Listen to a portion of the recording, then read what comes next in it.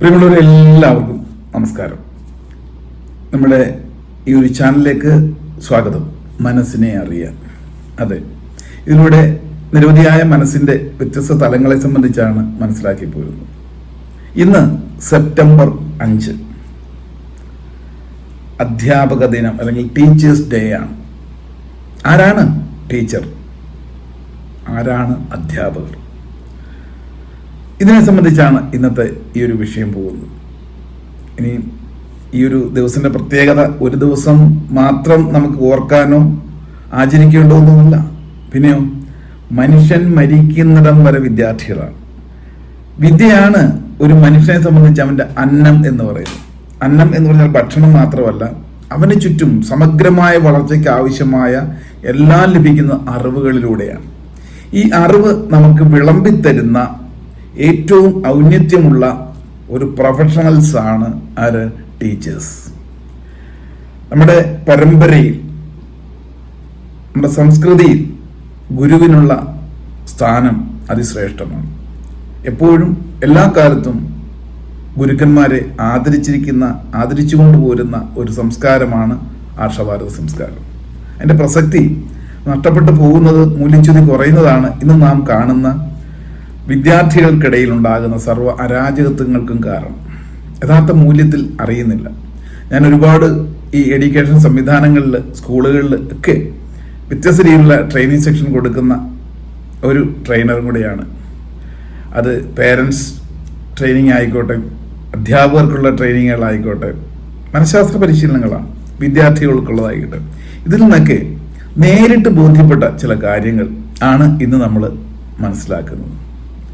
ഓർക്കുക, ഒരാളുടെ ഉള്ളിലുള്ള സ്കിൽ, കഴിവുകൾ എന്ത് തന്നെ ആയാലും, എത്ര സാമർഥ്യം ഉണ്ടെങ്കിലും അത് ഫൈനൽ ആ ഗ്രേസ് മാർക്ക് കിട്ടുമ്പോൾ മാത്രമേ ജീവിതത്തിൽ സക്സസ് ആവുള്ളൂ. ആ ഗ്രേസ് മാർക്ക് എന്ന് പറയുന്നത് ഗുരുത്വമാണ്. ആ 3 അക്ഷരത്തിന്റെ കുറവെന്ന് പറയാറുണ്ടല്ലേ, ഏതാ? ഗുരുത്വം. അപ്പം ശരിക്കും ഈ ഗുരുത്വദോഷം നമ്മുടെ ജീവിതത്തിലൊക്കെ സംഭവിച്ചാൽ എത്രയൊക്കെ കഴിവുണ്ടെങ്കിലും സമയത്ത് അത് ഉപകരിക്കില്ല. ഇവിടെയാണ് ആദരിക്കപ്പെടേണ്ട സമൂഹത്തിലെ ഏറ്റവും പ്രധാനപ്പെട്ട ഒരു വിഭാഗമാണ് അധ്യാപകർ എന്ന് പറയുന്നത്, ടീച്ചേഴ്സ് എന്ന് പറയുന്നത്. ഏതെങ്കിലും ഒരു ടീച്ചറുടെയോ ഗുരുക്കന്മാരുടെയൊക്കെ മനസ്സിലുണ്ടാകുന്ന ചെറിയ വേദന പോലും അവരൊരിക്കലും മനസ്സുകൊണ്ട് ശപിക്കുന്നതല്ല, അത് വിദ്യ അർത്ഥിക്കുന്നവർക്ക് അതീവമായ ഗുരുതരമായ അവസ്ഥയാണ് ഭാവിയിൽ ഉണ്ടാകുന്നത്. അതുകൊണ്ടാണ് ഈ പറയുന്ന ടീച്ചേഴ്സ് ഡേക്ക് ഇത്രത്തോളം പ്രാധാന്യം ആദ്യകാലം മുതൽ വെച്ചു പോരും. ഇവിടെ ശ്രദ്ധിക്കാനുള്ള കാലഘട്ടം മാറിയപ്പോൾ അതിന്റെ മൂല്യങ്ങൾ പരസ്പരം നഷ്ടപ്പെട്ടിട്ടുണ്ടാവും. യഥാർത്ഥ മൂല്യമുള്ള ടീച്ചേഴ്സിനെയും വളരെ സ്കില്ലായിട്ടുള്ള ടീച്ചേഴ്സും കുറവായിരിക്കാം, വിദ്യാർത്ഥികളും കുറവായിരിക്കാം. പക്ഷെ വിദ്യാർത്ഥികളുടെ കുറവ് പരിഹരിച്ചു കൊടുക്കേണ്ടത് അധ്യാപകർ തന്നെയാണ്. ഒരിക്കലും ഒരു അധ്യാപകൻ, അധ്യാപിക എന്ന് പറയുന്നത് ജോലി അല്ല ചെയ്യുന്നതെന്ന് മനസ്സിലാക്കുക. മറ്റ് പല ജോലികൾക്കും തെറ്റ് സംഭവിച്ചു കഴിഞ്ഞാൽ തിരുത്താൻ നമുക്ക് സമയം കിട്ടാറുണ്ട്. പക്ഷെ ഒരു അധ്യാപകനോ അധ്യാപികയ്ക്കോ തെറ്റ് സംഭവിച്ചാൽ അത് ദൂരവ്യാപകമായ വലിയ പ്രത്യാഘാതങ്ങളാണ് ഉണ്ടാകുന്നത്. അതുകൊണ്ട് തന്നെ അധ്യാപകന് വൃത്തി എന്ന് പറയുന്നത് ഒരു ജോലിയല്ല, മറിച്ച് ഒരു പ്രൊഫഷണലിസമാണ്. ഞാൻ എപ്പോഴും അധ്യാപകർക്ക് കൊടുക്കുന്ന ട്രെയിനിങ്ങിൽ പറയാറുണ്ട്, this is not a profession but it is a professional. എന്താ ഒരു വ്യത്യാസം പ്രൊഫഷനും പ്രൊഫഷണലും തമ്മിൽ? കേൾക്കുമ്പോൾ സമാനത തോന്നാം. പ്രൊഫഷനും പ്രൊഫഷണലും. പ്രൊഫഷണൽ എന്ന് പറഞ്ഞു കഴിഞ്ഞാൽ സംതിങ് പ്ലസ് നമ്മളിൽ നിന്നുണ്ടാകണം. ഒരു ജോലി ചെയ്ത് മാറുമ്പോൾ അറിയാം, പ്രദേശം കാണുമ്പോൾ അറിയാൻ പറ്റും, നമുക്ക് ലഭിക്കുന്ന വേതനത്തിലും അപ്പുറം സംതിങ് നമ്മളിൽ നിന്ന് ഫ്രം ദ ഹാർട്ട് അങ്ങോട്ട് നൽകുമ്പോഴാണ് അത് പ്രൊഫഷണലിസം ആകുന്നത്. അപ്പം അധ്യാപനം എന്ന് പറയുന്നത് വിദ്യാർത്ഥികളെ പഠിപ്പിക്കുന്ന ഒരു ജോലിയല്ല, അതിനപ്പുറം ഒരു സ്കില്ലായിട്ടുള്ള ഒരു നൈപുണതയോടുകൂടി നമുക്ക് ലഭിക്കുന്നതിൽ ഇരട്ടി അങ്ങോട്ട് അറിവ് കൊടുത്തുകൊണ്ട് അവരെ നാളത്തെ വക്താക്കളാക്കി ഈ ലോകത്തിന്റെ നിലനിൽപ്പിന് ഉതകുന്ന രീതിയിൽ റിസോഴ്സ്ഫുൾ ആക്കുക എന്നുള്ളതാണ് അധ്യാപകർ ചെയ്യുന്നത്. അപ്പോൾ തീർച്ചയായിട്ടും അവർ ആദരിക്കപ്പെടേണ്ടതാണ്. മറ്റേത് തൊഴിലിനും ലഭിക്കാത്ത ഒരു പരിഗണനയല്ലേ കിട്ടുക. ഒരു ആത്മസംതൃപ്തിയാണ് യഥാർത്ഥ ഒരു അധ്യാപിക അനുഭവിക്കുന്നത്. പക്ഷെ ഇന്നത്തെ കാലഘട്ടത്തിൽ സ്കൂളുകളിലും കോളേജിലും വിദ്യാഭ്യാസ സംവിധാനത്തിലൊക്കെ ഒരു ഉദ്ദേശിക്കുന്ന രീതിയിലുള്ള ആദരവോ അംഗീകാരമോ ഒന്നും ലഭിക്കാറില്ല. അതിന് പല കാരണങ്ങളുണ്ട്. ഒന്ന് മാനേജ്മെന്റ് സൈഡിൽ നിന്ന് വേണ്ട സപ്പോർട്ടുകൾ ലഭിക്കാതെ വരിക, മറ്റൊന്ന് വർക്കിംഗ് എൻവയോൺമെന്റിൽ അവരിടപെടുന്ന ചുറ്റുമുള്ള സഹപ്രവർത്തകരുമായിട്ടുള്ള മാനസികമായിട്ടുള്ള സ്പർദ്ധകൾ, പിന്നെ നേരിട്ട് ഫേസ് ചെയ്യേണ്ട കുട്ടികൾ, പിന്നെ അവരുടെ കുടുംബം, ഇതെല്ലാം കൊണ്ട് കാലുഷ്യമായിട്ടാണ് ഒരു അധ്യാപകൻ തൻ്റെ കർമ്മപദത്തിലേക്ക് ഇറങ്ങുന്നത്. അത് പണ്ടത്തെ അത്രയും മൂല്യത്തോടെ കൊടുക്കാൻ പറ്റുന്നില്ല. പല കാരണങ്ങൾ.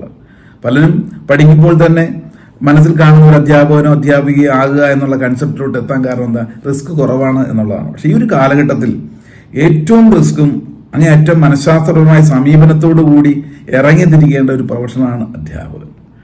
അപ്പം ഒരു വിദ്യ അർത്ഥിക്കുന്നവർക്ക് കൃത്യമായ രീതിയിൽ അത് പകർന്നു കൊടുക്കണമെങ്കിൽ റോൾ മോഡൽ ആവണം ആര്? അധ്യാപികമാരെന്ന് പറയുന്നത്. അപ്പം അതിൻ്റെ ഗുണം നമ്മൾ പരോക്ഷമായിട്ട് ലഭിച്ചുകൊണ്ടേയിരിക്കും. എനിക്ക് ഒരുപാട് നേരിട്ട് അനുഭവമുള്ള സന്ദർഭങ്ങളുണ്ട് അധ്യാപകരുടെ ഭാഗത്തു നിന്നുള്ളത്. ഒരു അധ്യാപിക പറയുകയുണ്ടായി, ആ സ്കൂളിൽ മാനേജ്മെന്റ് ഒരു കുട്ടിയെ ഡിസിപ്ലിനറിയുടെ പേരിൽ സസ്പെൻഡ് ചെയ്തു. അവൻ ചെയ്ത ചെറിയൊരു കുരുത്തക്കേടാണ്. പക്ഷേ അവനാരും ഹെൽപ്പ് ചെയ്യാനില്ലാതെ, അവൻ്റെ വിഷമം കേൾക്കാനില്ലാതെ അവൻ സൂയിസൈഡിന് അറ്റംപ്റ്റ് ചെയ്യാൻ ശ്രമിക്കുകയാണ്. ഇത് മനസ്സിലാക്കിയ ടീച്ചറുടെ അടുത്ത് വരികയും അവർ വെറുതെ ഒന്ന് ചേർത്ത് പിടിച്ച് തലയുടെ പുറയിൽ ഒന്ന് തലോടി. ഈ സമയത്ത് ഇവൻ കാർമേഘം പെയ്തൊഴിയുന്ന പോലെ പൊട്ടിക്കരഞ്ഞുകൊണ്ട് മാപ്പപേക്ഷിക്കുക മാത്രമല്ല ചെയ്ത കുറ്റം സമ്മതിച്ചു. അപ്പോഴവള് ആ ടീച്ചർ പറഞ്ഞു, നീ വിഷമിക്കേണ്ട കാര്യമില്ല, കാലം കൊണ്ട് നിന്റെ ഉള്ളിലെ കഴിവിനെ നീ മനസ്സിലാക്കൂ. അങ്ങനെ സാന്ത്വനം കൊടുത്തുകൊണ്ട് ആ ഒരു സമ്മർദ്ദം കൊടുത്തപ്പോഴെന്ത് സംഭവിച്ചു? അവന് ജീവിതത്തിൽ മുന്നോട്ട് പോകണമെന്നുള്ള ധൈര്യം, ആത്മധൈര്യം ഉണ്ടാകുകയാണ്.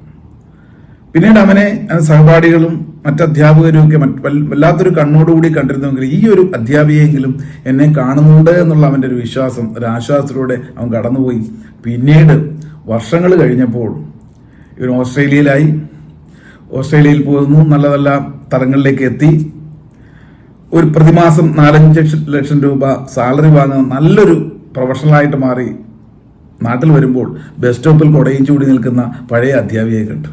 പെട്ടെന്ന് അടുത്ത് വന്നു, വണ്ടിയിൽ നിന്ന് ഇറങ്ങി ടീച്ചറോട് സംസാരിക്കുന്നു. അവൻ പറഞ്ഞു, അന്ന് ടീച്ചർ എനിക്കൊരു കൈത്താങ്ങ് തന്നില്ലായിരുന്നുവെങ്കിൽ, എന്നെ അല്പം ഒന്ന് മനസ്സിലാക്കിയില്ലായിരുന്നുവെങ്കിൽ ഞാൻ ഈ ലോകത്ത് പോലും ഉണ്ടാകില്ലായിരുന്നു. അപ്പോൾ അവൻ്റെ വിശേഷങ്ങളൊക്കെ അറിഞ്ഞു. ഈ ടീച്ചർക്ക് വലിയ സന്തോഷമായി, ഏറ്റവും ആത്മാഭിമാനം തോന്നി. ആ കുട്ടി പോയി കഴിഞ്ഞപ്പോൾ ഈ ടീച്ചർ സ്വയം ഒന്ന് വിലയിരുത്തി, എൻ്റെ ജീവിതത്തിൽ പലപ്പോഴും ഇത്രയൊന്നും എത്താൻ പറ്റിയിട്ടില്ല. തുച്ഛമായ ശമ്പളമാണ് ഇപ്പോഴും കിട്ടുന്നത്, അതും എല്ലാ മാസവും കൃത്യമായിട്ട് കിട്ടാറുമില്ല. പക്ഷേ അതിനപ്പുറം സന്തോഷവും ആഹ്ലാദവും ഉണ്ടായത് താൻ തെളിച്ചു കൊടുത്ത ഒരു ചെറിയൊരു കൈത്തിരിയിൽ നിന്നും വലിയൊരു പ്രകാശമായി തൻ്റെ ശിഷ്യഗണങ്ങൾ മാറുമ്പോൾ കിട്ടിയ ഒരു ചാരിതാർത്ഥ്യം, അതിന് കോടികളും വിലമതിക്കാൻ പറ്റാത്തതാണ്. അപ്പം ഇങ്ങനെ ഒരുപാട് അനുഭവങ്ങൾ ടീച്ചേഴ്സിനുണ്ട്, നമുക്ക് ഓരോരുത്തർക്കും ഉണ്ടാകും. അതുകൊണ്ട് തന്നെയാണ് ഈ അധ്യാപക ദിനത്തിൽ അധ്യാപകരെ വേണ്ട രീതിയിൽ നമ്മൾ കാണാൻ സാധിക്കും. അക്കാഡമിക്കലി വലിയ ഔന്നത്യത്തിലൊന്നും അല്ലെങ്കിലും ഗുരുത്വം കാത്തു സൂക്ഷിച്ചാൽ തന്നെ കൃത്യമായ രീതിയിൽ നമുക്ക് എന്തുണ്ടാകുന്നു? ഒരു വലിയ ഉയർച്ചയിലേക്ക് എത്തുന്നു. കഴിവും സാമർഥ്യമൊക്കെ ഒരു വഴിക്കെടുക്കും. നമ്മൾ കേട്ടിട്ടുണ്ട്, മാതാപിതാ ഗുരു ദൈവം എന്ന് പറയും. ദൈവത്തിന് പോലും 4ാമതാണ് സ്ഥാനം, അതിനു മുകളിലാണ് ഗുരുവിന്റെ സ്ഥാനം. ആരാണ് ഗുരു എന്ന് പറഞ്ഞാൽ? ഗുരു എന്ന് പറഞ്ഞാൽ നമുക്ക് അറിവ് തരുന്ന, പ്രകാശം പരത്തുന്ന ആരും ഗുരുക്കന്മാരാണ്. ഒരുപക്ഷെ നമ്മളൊക്കെ പ്രായം കുറഞ്ഞ ഒരാളായിരിക്കും. നമ്മളിൽ അന്ധകാരം മാറുമ്പോൾ, അജ്ഞത മാറുമ്പോൾ മാത്രമല്ലേ പ്രകാശം വരുള്ളൂ. അറിവും തിരിച്ചറിവും ഉണ്ട്. അറിവ് പകരുന്നവരാണ് ഗുരുക്കന്മാർ, എന്നാൽ തിരിച്ചറിവ് നൽകുന്നവരാണ് സദ്ഗുരുക്കന്മാർ. അപ്പൊ സദ്ഗുരുക്കന്മാരെ എപ്പോഴും നമ്മൾ മനസ്സുകൊണ്ട് എപ്പോഴും സ്മരിക്കാം. അപ്പം ഏറ്റവും ആദ്യത്തെ നമ്മുടെ ഗുരു ആരാ? മാതാവ് തന്നെയാണ്. പിന്നെ മാതാവാണ്, അമ്മയാണ് പിതാവിനെ പരിചയപ്പെടുത്തുന്നത്.